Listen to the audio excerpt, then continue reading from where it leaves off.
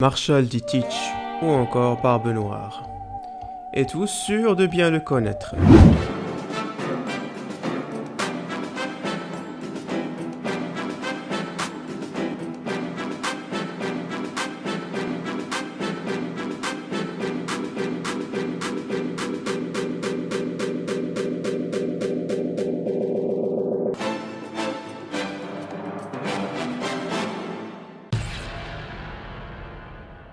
Bien le bonjour chers amis et bienvenue sur cette vidéo poneglyph qui aura pour but de vous préparer à parfaitement assimiler la théorie sur Barbe Noire.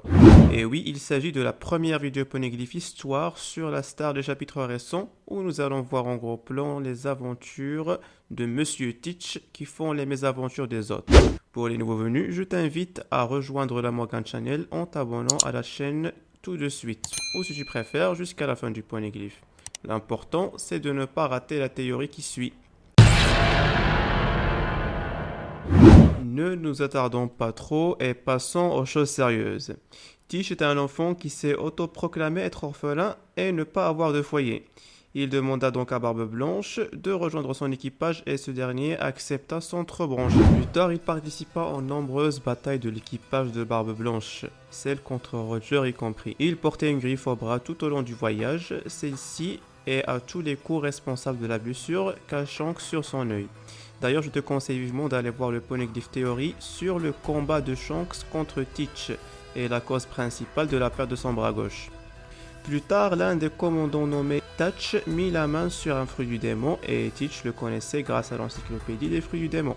Il tua alors Tatch et mit la main sur son fruit qui est le Yami Yami no Mi ou encore le fruit des ténèbres et quitta l'équipage pour former le sien. Après cela, Teach commence à se faire appeler Barbe Noire et rassemble un équipage de 4 personnes. Il décide donc de capturer Luffy après avoir eu vent de sa prime et cela pour se faire une place au sein des grands corsaires. Mais pendant qu'il le cherchait, il tomba sur Ace, le deuxième commandant de Barbe Blanche, qui le traquait déjà après l'assassinat de Satch. Barbe Noire ou encore Teach réussit à capturer Ace après un combat acharné et le livra au gouvernement, sachant que Barbe Blanche allait à tous les coups partir sauver son deuxième commandant. Pendant la guerre au sommet, Teach s'introduit à la prison d'Impel Down et recruta les pires criminels qui y sont incarcérés et partit vers Marineford. Arrivé sur place, Ace s'était déjà fait tuer et Barbe Blanche était mourant. Il prit alors le soin de tuer son ancien capitaine pour ensuite lui prendre son fruit du démon, le Gura Gura no Mi. La manière dont Teach s'y est pris n'est toujours pas dévoilée, mais j'ai ma petite idée sur la question, qui sera le diamant du Poneglyph Theory de Teach. Tu sais ce qu'il te reste à faire.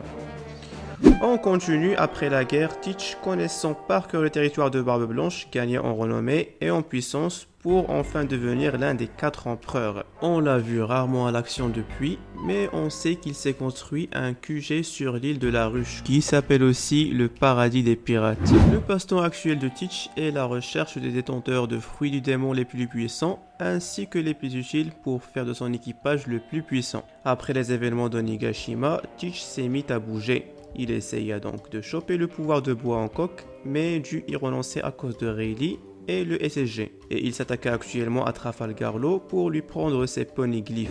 Cela marque la fin du poneglyph histoire concernant Barbe Noire. Pour l'instant, je t'invite à enchaîner avec le poneglyph personnage pour ensuite te diriger vers la théorie. Je t'invite aussi à me dire ce que tu penses des aventures de Barbe Noire. Sont-elles dues au hasard, au destin ou à l'intelligence démoniaque de Teach et à son sens de la stratégie? Allez, à la prochaine mon pote!